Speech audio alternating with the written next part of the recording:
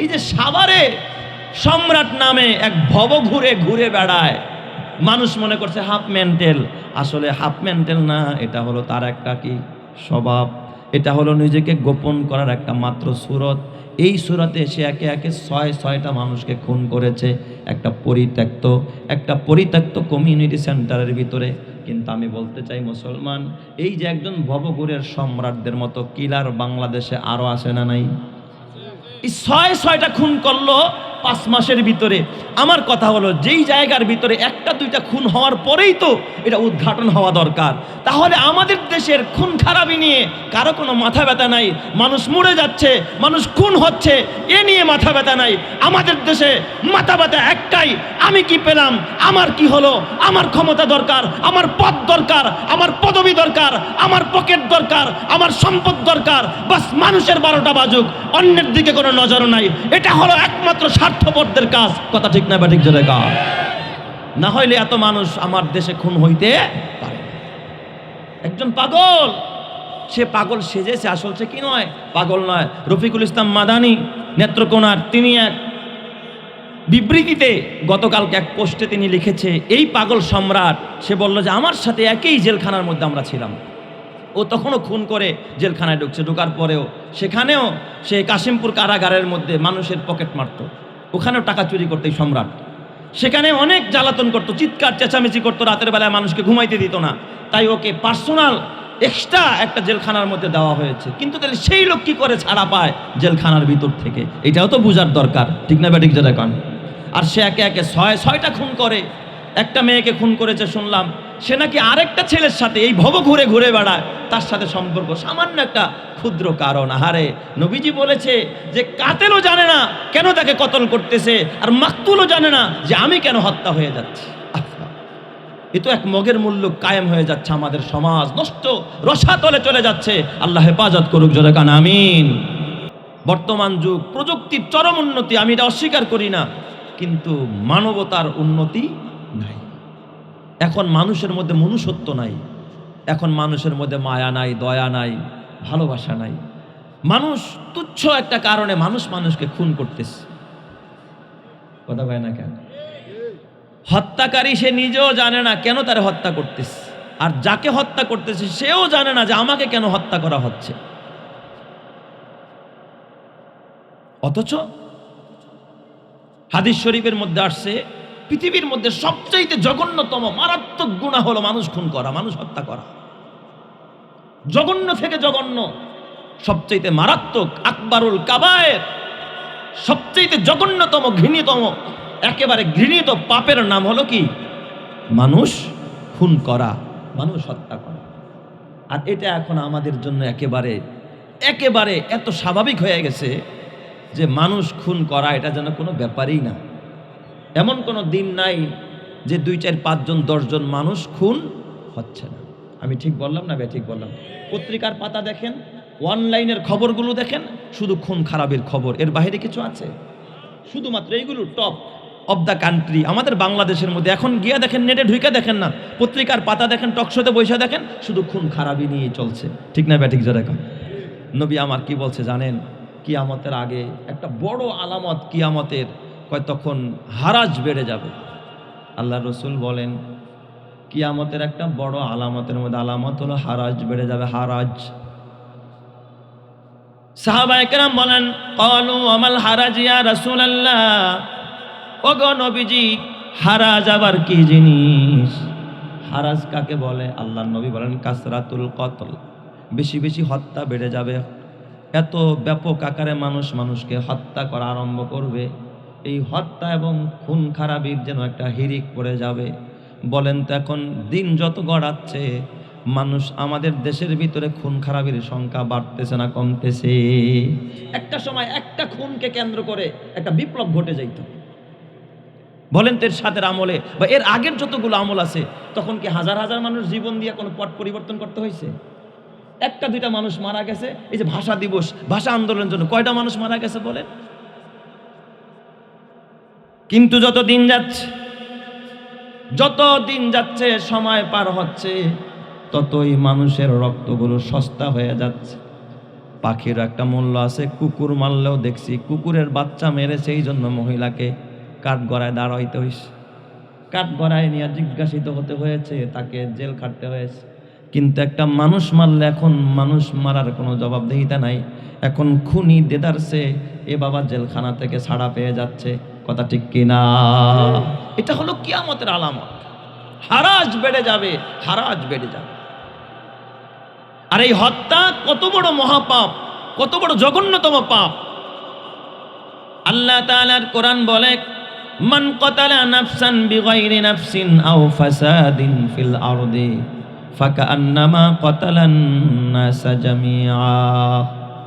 আল্লাহ তাআলার কোরআন সূরাতুল মায়েদার ৩২ নম্বর আয়াতের মধ্যে আল্লাহ তাআলা বলেন, যে ব্যক্তি কোনো একটা মানুষকে অন্যায়ভাবে হত্যা করলো, মান কাতালা নাফসান বিগাইরি নাফসিন, কেউ যদি কোনো একটা মানুষকে অন্যায়ভাবে হত্যা করলো, অন্যায়ভাবে যদি কেউ কাউকে হত্যা করে, ফাকান্নামা কাতালান নাসা জামিআ, সে যদিও একটা মানুষ খুন করলো, কিন্তু আল্লাহ তাআলার কোরআন বলে সে যেন গোটা পৃথিবীর সকল মানুষকে খুন করে ফেললো।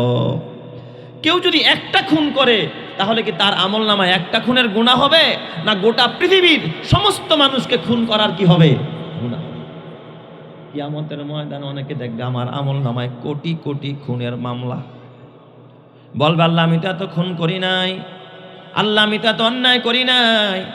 এই আয়াত থেকে প্রতীয়মান হয়, মান কাতালা নাফসান বিগাইরি নাফসিন ফাকান্নামা কাতালান নাসা জামিআ, যে ব্যক্তি একটা নফসকে হত্যা করবে, একটা মানুষকে হত্যা করবে অন্যায়ভাবে, অন্যায়ভাবে যদি কেউ একটা মানুষকে খুন করে, একটা মানুষকে হত্যা করে, ফাকান্নামা কাতালান নাসা জামিআ, সে যেন সব মানুষকে মেরে ফেললো।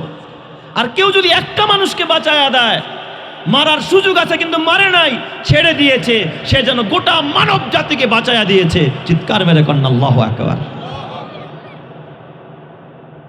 এ আমার বাজান, জীবন তো একটাই, হায়াতের মালিক তুমি না, মৌতের মালিকও আমি না। হায়াত আর মৌতের মালিক একজন, যিনি চিল্লায় বলতে হবে তিনি কে? আরো জোরে বলেন, হায়াত মৌতের মালিক কে?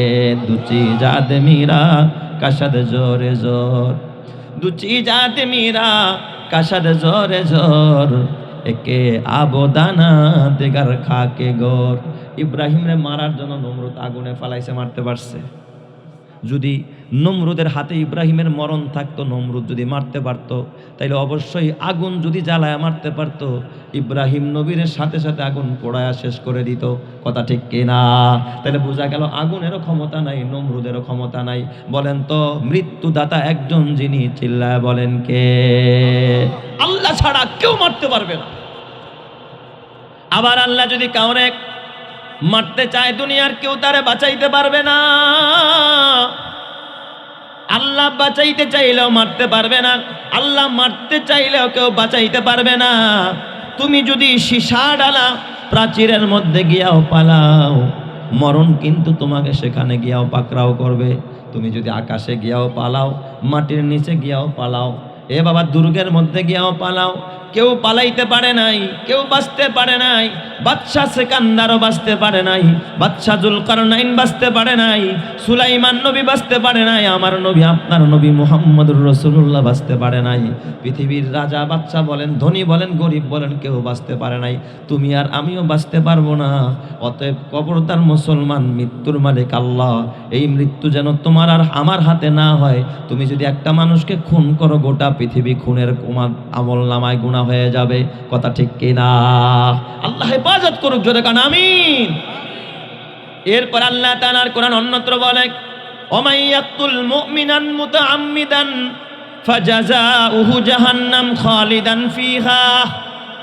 কেউ যদি একজন মুমিনকে স্বেচ্ছায় সজ্ঞানে, একজন মুমিন মানুষকে যদি কেউ খুন করে, হত্যা করে, যে বলে মান ক্বালা লা ইলাহা ইল্লাল্লাহ, যে আমি একমাত্র আল্লাহর প্রতি বিশ্বাসী, আল্লাহকে যে মানে, আল্লাহর প্রতি ঈমান আনে, এমন একটা মানুষকে যদি কেউ, এ আমার বাবা ইচ্ছা করে যদি কেউ হত্যা করে, আল্লাহ তাআলা বলে জাযাউহু জাহান্নাম খালিদান ফিহা, তার প্রতিদান হলো জাহান্নাম, যেই জাহান্নামে সে চিরকাল অনন্ত অসীমকাল জাহান্নামের আগুনের মধ্যে থাকবে।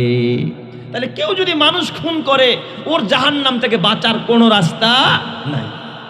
তওবা করলে বাঁচার রাস্তা নাই, বাঁচার কোনো রাস্তা নাই।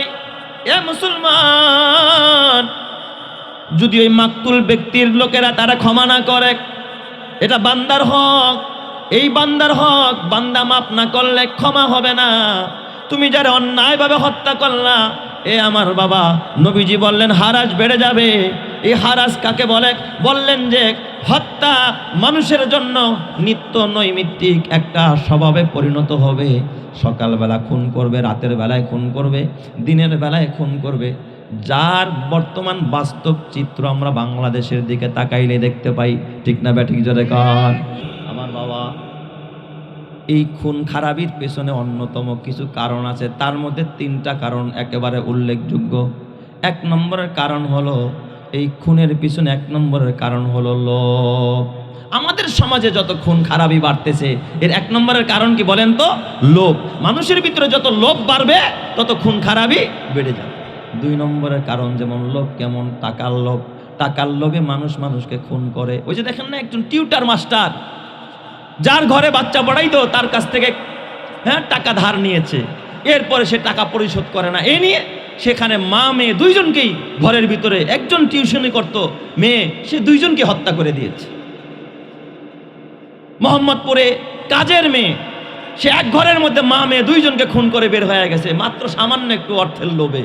তাইলে মানুষ মানুষকে খুন করে কিসের কারণে? লোভের কারণে। লোভের কারণে, অর্থের লোভ, ক্ষমতার লোভ। ও আমার প্রতিদ্বন্দ্বী, ওরে যদি মারতে পারি তাইলে তো এই চেয়ারটা আমি পাওয়া যাই, এটাও একটা লোভ। কথা কয় ঠিক কিনা? ওরে যদি মারতে পারি, ও আমার প্রতিদ্বন্দ্বী, তাইলেই তো এই চেয়ারটা আমি পেয়ে যাই। লোভের কারণে মানুষ মানুষরা খুন করে। ক্ষমতার লোভ, টাকার লোভ, নারীর লোভ। একই মেয়েকে 2জনে ভালোবাসে, এই ছেলেটাই চিন্তা করে এটা আমার পথের কাঁটা, ওই মেয়ের নিতে চায়, আমিও চাই, এই জন্য আরেক সরাইতে পারলেই আমার পথ ক্লিয়ার। যেমন রিফাত হত্যার ঘটনা আপনারা জানেন, পটুয়াখালীতে আজ থেকে 2 বছর আগের ঘটনা।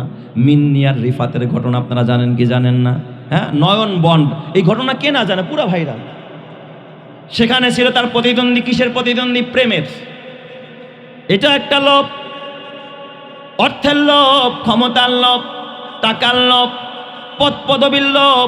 এই কারণে মানুষ মানুষকে খুন করে। এ আমার বাবা, তোমার হাতে পায়ে ধরা পড়া যায়, খবরদার। আরেকটা হলো মানুষ মানুষরে খুন করে জেদের বসে, জিদ করে মানুষ মানুষরে খুন করে, আছে না নাই?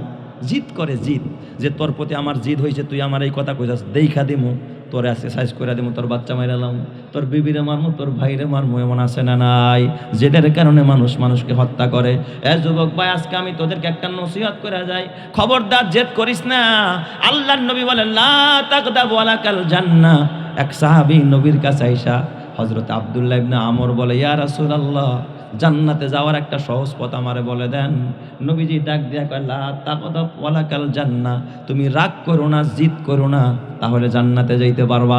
জোরে কন্না আল্লাহু আকবার। রাগ না করলে, জিদ না করলে জান্নাত দিবেন কে? আল্লাহ। আর রাগ করবেন, রেগে গেলেন তো হেরে গেলেন, জিদ করলেন তো একেবারে ধ্বংস হয়ে গেলেন, জান্নাত তো দূরের কথা, জান্নাতের ঘ্রাণও পাবেন না। কথা ঠিক না বেঠিক? জোরে কান। এই জন্য নবীদের ভিতরে জিদ ছিল না, কোনো নবী জিদ করতেন না, কোনো সাহাবীর ভিতরে জিদ ছিল না, তাবিঈদের ভিতরে জিদ ছিল না, আমাদের আকাবেরদের ভিতরে, মুস্তাহিদিনদের ভিতরে কোনো জিদ ছিল না। ইমামে আজম আবু হানিফা রাহমাতুল্লাহ আলাইহি, তার নাম নোমান ইবনে সাবিত, উনিও কখন জিদ করতেন না। এক লোক ইমাম আজমের পরীক্ষা করতে গেছে, দেহি লোকটায় জিদ আসেনি ভিতরে, সবর করতে পারে কিনা পরীক্ষা করতে গেছে ইমাম আজম রে। ইমাম আজম 40 বছর পর্যন্ত এশারের ওযু দিয়া ফজরের নামাজ পড়তেন, রাতের বেলায় ঘুমাইতেন না। তার ঘুমের টাইম ছিল জোহর থেকে আসর পর্যন্ত, কাইলুলা করতেন, এটা সুন্নত। সুবহানাল্লাহ, জোরে কোন সবাই। এই টাইমটা ইমামে আজম ঘুমাইতেন।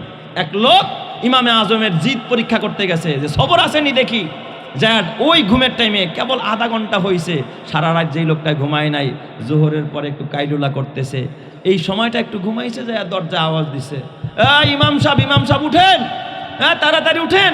কি জন্য আসছেন? আমার একটা মাসআলা দিতে হবে। একটা মাসআলা জিজ্ঞাসা করতে গেছে, ইমাম সাহেবের ঘুম ভাঙায় দিছে। ইমামে আজম ঘুম থেকে ওইটার দরজা খোলা বের হয়ে বলে, ভাই বলেন কি মাসআলা? কাহারে একটু আগে মনে ছিল, ভুলে গেছি গা, মাসালাটা ভুলে গেছি গা, কি জানি একটা মাসালা বলতে চাইছিলাম, ভুলে গেছি। ইমামে আজম কোন রাগ করলেন না, ঠিক আছে ভাই আবার মনে পড়লে আইসেন। অথচ তার ঘুমের টাইম ছিল, এই সময়টা সে ডিস্টার্ব করেছে। কিছুক্ষণ যাওয়ার পর আবার আসছে, আবার 8-20 মিনিট গেছে, এবার চোখটা আবার লাইগে আসছে। আইসা আবার দরজা আওয়াজ দেয়, ইমাম দরজা খোলেন, মাসালা দেন মাসালা দেন। গেটটা খুলছে, কয় বলেন কি মাসালা? আহারে এই যে সিঁড়ির গোড়ায় আসতে আসতেই মনে ছিল হঠাৎ করে ভুলে গেলাম। আসলে তার উদ্দেশ্য হলো ইমাম সাহেবরে বিরক্ত করা, গোস্সা ওঠানো, তার জিদ দেখা, যে দেখি ইমাম সাহেবের জিদটা কেমন। কয় ঠিক আছে ভাই, যদি মনে পড়ে তাহলে আবার আইসেন, যান, সমস্যা নাই। ইমাম সাহেব আবার গিয়া শুইছে। আবার কিছুক্ষণ পর আইসা কয়, ইমাম সাহেব ওঠেন, এবার মনে পড়ছে, আমার মাসআলাটা দেন। কয় বলেন কি মাসআলা? খেয়াল করেন, আপনাদের মনোযোগ আছে, কি মাসআলা বলেন তো? কয় ইমাম সাহেব আমি একটা মাসআলা জানতে চাই, সেটা হলো কি আপনি বলেন তো, এই যে যে মানুষ পায়খানা করে, পায়খানা কি মিঠা না তিতা? চিন্তা করছেন কি মাসআলা জিগাইছে? এই মাসালা যদি আমাকেও কাছে আইসে এই যুগের কোনো আলেম ওলামারা জিগাইতো, কইতো এই মুসল্লির ওরা দর দইরা কতটুকু পায়খানায় না, ওরা চা খায়া দেখা তিতা না মিঠা, ঠিক না ব্যাটিক জোরে কন? এমনি তো কষ্ট দিছে, আবার মাসালাও জিগাইছে মন উল্টা পাল্টা একটা। কয় পায়খানা কি মিঠা না তিতা? ইমাম সাহেব, ইমামে আজম আবু হানিফা রহমাতুল্লাহ আলাই, উনি বললেন, বাবা শোনো, পায়খানা যদি ভিজা থাকে, তাজা থাকে, তাহলে মিঠা থাকে, আর যখন শুকায়া যায় তখন এটা তিতা হয়ে যায়। এই কথা যখন বলছে ইমাম সাহেব, তখন ওই জালেম কি কয় জানেননি? কয় ইমাম সাহেব আপনি কি চাইখা দেখছেন যে ভিজা থাকলে মিঠা হয় আর শুকায় গেলে তিতা হয়? এই কথা যদি কেউ কয় তাহলে ওর চাপায় দাঁত একটাও থাকতো এই যুগে? কইতো আয় তরে চা খায় দেয়। ইমাম সাহেব হাসি মুখে একটা মুস্কি হাসি দিয়া কয়, ভাই রে, সব কিছু চাইখা দেখা লাগে না, আকল দিয়া বলা যায়, বুদ্ধি দিয়া বলা যায়। ভাই শোনো, পায়খানা তাজা থাকলে কেন মিঠা হয়? এই জন্য তো মাছি পরে, মাছি ভ্যান ভ্যান করে। তাজা পায়খানায় মাছি ঘোরে কারণ মিঠা। মাছি কখন মিঠা ছাড়া তিতা জিনিসে পড়ে না। বাচ্চা পায়খানা করে রাখছে, দেখেন মাছি ঘুরতেছে, ঠিক না ভাই ঠিক? কারণ মাছি মিঠা ছাড়া কখনো পড়ে না। কিন্তু যখন শুকায়া যায়, ওর কাছে দেখবেন ধারে কাছে মাছিও যায় না, যায়নি, কারণ তখন বেস্বাদ হয়ে যায়, তিতা হয়ে যায়, মজা থাকে না, মাছি ওই পায়খানার উপরে পড়ে না। এই কথা যখন বলেছে, লোকটার চোখ দিয়া পানি বের হয়ে গেছে। ডাক দিয়া বলেন, ইমামে আজম, আসলেই সত্যিকারের আপনি ইমামে আজম, আপনি যেমন জ্ঞানে গুণে সেরা, আপনি সবরের ক্ষেত্রেও জিদ না করার ক্ষেত্রেও সেরা। চিৎকার মেরে করেন আল্লাহু আকবার, আরো জোরে বলেন আল্লাহু আকবার। এই জন্য বলেন তো, জিদ করবেন তো, রাগ করবেন তো, একেবারে ধ্বংসের দ্বার প্রান্তে চলে যাবেন। রেগে গেলেন তো হেরে গেলেন, কথা ঠিক কিনা? মানুষ রাগের কারণে খুন করে। 3 নাম্বার, 1 নম্বরে বললাম লোভের কারণে, 2 নম্বরে জিদের কারণে, 3 নম্বরে মানুষ মানুষকে খুন করে এ আমার বাবা ধর্মীয় জ্ঞান না থাকার কারণে, মূর্খতার কারণে। ধর্মীয় জ্ঞান নাই। এই যে যেমন সম্রাট, সাভারের সম্রাট যেভাবে 6টা খুন করলো, ওর ভিতরে মূর্খতা ছিল, জ্ঞান ছিল না, ধর্মীয় জ্ঞান ছিল না। এ আমার বাবা আরেকটা খুনের ঘটনা আপনারা জানেন, গতকালকের ঘটনা, সীতাকুণ্ডের ঘটনা। চট্টগ্রামের সীতাকুণ্ডে র্যাব অভিযানে গেছে, সেখানে কিছু সন্ত্রাসীদের কাছ থেকে অস্ত্র উদ্ধারের জন্য, সন্ত্রাসীদের কাছ থেকে অস্ত্র উদ্ধার করবে, সেখানে একজন র্যাবের কর্মকর্তাকে গুলি করে প্রথমে আহত করেছে। এরপরে ওই সন্ত্রাসী বাহিনী লাঠি দিয়া পিটিয়ে র্যাব সদস্য একজনকে জায়গার মধ্যে শহীদ করে দিয়েছে, কথা ঠিক কিনা?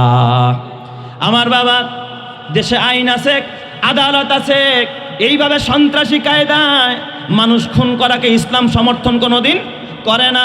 কিন্তু আমার বলতে ইচ্ছা হয়, এই খুনটা যদি কোনো ইসলামপন্থীরা করত, এই খুনটা যদি কোনো আলেম ওলামা করত, দাড়ি টুপিওয়ালা করত, প্রথমে বল তারা জঙ্গি। ঠিক বললাম না বে? ঠিক বললাম। কিন্তু বলেন শত শত পত্রিকায় র্যাব হত্যার ঘটনা দিয়েছে, কিন্তু কেউ বলে নাই সীতাকুণ্ডের তারা জঙ্গি, এই কথা কেউ বলে না। তাদেরকে বাবা একটা গালিও দেয় না, শুধু বলে র্যাবকে খুন করেছে, র্যাব উগ্রবাদীদের হাতে খুন হয়েছে, তাদেরকে একটা কটু কথা কেউ বলে না। কিন্তু তাহলে বোঝা গেল আমাদের দেশের হলুদ মিডিয়াগুলো আসলে তারা ইসলাম বিরোধী, ইসলামকে পছন্দ করে না, কথা ঠিক কিনা? আল্লাহ তুমি হেদায়েত দান করো, জোরে কানা আমিন।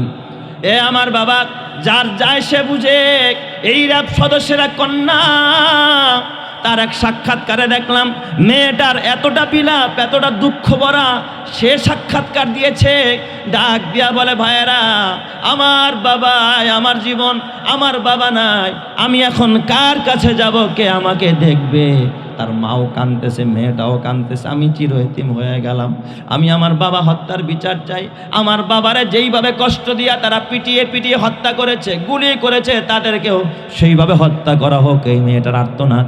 আজকে তো আপনার কষ্ট লাগে না, আজকে যদি আপনার ঘরে একটা মানুষ এইভাবে খুন হইতো, আপনার ভাই অথবা আপনার বাবা, তাহলে আপনি বুঝতেন এটা কত বড় কষ্টের, কত বড় নিদারুণ। এ আমার বাবা, আমরা চাই না জমিনের মধ্যে কোনো খুন খারাপই হোক। আমার নবী কিন্তু প্রযুক্তির উন্নতি করতে পারে নাই, কিন্তু আমার নবী মানবতার উন্নত করেছে। আবু বকর আর ওমরদের মতো মানুষ তৈরি করেছে। এই যুগেও যদি বাবা কোরআনী আল্লাহ তাআলা সোনালী যুগের মতো সুন্দর বানায়া দিবেন কে? আরো জোরে বলেন, আল্লাহ পারে কি পারে না? এ আমার বাবা, এই খুন খারাপি যে কতটা মারাত্মক। আল্লাহর নবী একবার সাহাবায়ে কেরামদেরকে এক জিহাদে পাঠাইলেন। জিহাদের ময়দানে যাওয়ার পর, জিহাদের ময়দানটা হলো এমন, তাদেরকে খুন করা যায়, তাদের সম্পদগুলো হয় গনিমতের মাল, আর তারা যদি মুসলমানদেরকে মারতে পারে, মুসলমানদের মালও তারা নিয়ে যায়, এটাও হয় তাদের গনিমতের মাল। ঠিক না বেঠিক জোরে কোন? নবীজির সাহাবীরা এক এলাকা ঘেরাও করেছে, খুব মনোযোগ দিয়ে কথাটা শুনেন। ঘেরাও করার পরে ওখানে গিয়ে দেখে একজন রাখাল গরু বকরি ছাগলগুলোকে ঘাস খাওয়াইতেছে। ঘেরাও করেছে, এরা হলো মুবাহুদ্দম, এদেরকে হত্যা করা যায়, হত্যার পরে তাদের মালগুলো মুসলমানদের জন্য গনিমতের মাল হয়ে যায়। কিন্তু ওই সাহাবায়ে কেরাম যখন ঘেরাও করলেন, ওই রাখাল দূর থেকে মুসলমানদেরকে দেখা, দেখবেন মানুষ বিপদে পড়লে কত কথাই না বলে, বিপদ থেকে বাঁচার জন্য মিথ্যা কথাও বলে, বলে কি বলে না? ওই রাখাল দূর থেকে মুসলমানদেরকে দেখাই প্রথমে সালাম দিছে, আসসালামু আলাইকুম ওয়া রাহমাতুল্লাহ। বুঝাইতে চাইলে আমি কি মুসলমান, কারণ মুসলমান ছাড়া তো কেউ সালাম দেয় না। সাহাবায়ে কেরাম মনে করছে, বুঝছি তুমি বাঁচার একটা পলিসি করেছো। আপনারা জানেন ৭১-এর স্বাধীনতার সময় অনেক হিন্দুরাও কি করছে? কালিমা পড়ছে। কারণ ওই পাক বাহিনী তারা বলছে যে কালিমা বাতাও, যদি কালিমা বাতাইতে পারতো তাহলে নাকি হত্যা করতো না। ঠিক না বেঠিক? এক লোকরে জিজ্ঞাসা করছে, কালিমা বাতাও, সে কয় লা ইলাহা ইল্লা আনতা সুবহানাকা ইন্নী কুনতু মিনাজ জালিমিন। কয় না, এটা কিসের কালিমা? হ্যাঁ, এটা তো এই তো মুসিবত কা দোয়া হয়, এটা তো মুসিবতের দোয়া। কয় ভাই, আমি কি কম মুসিবতে আসিনি? তুমি তো আমার কাছে অস্ত্র ত্যাগ করেছ। তার মানে অমুসলিমরাও তখন কালিমা পড়তো। ঠিক ওই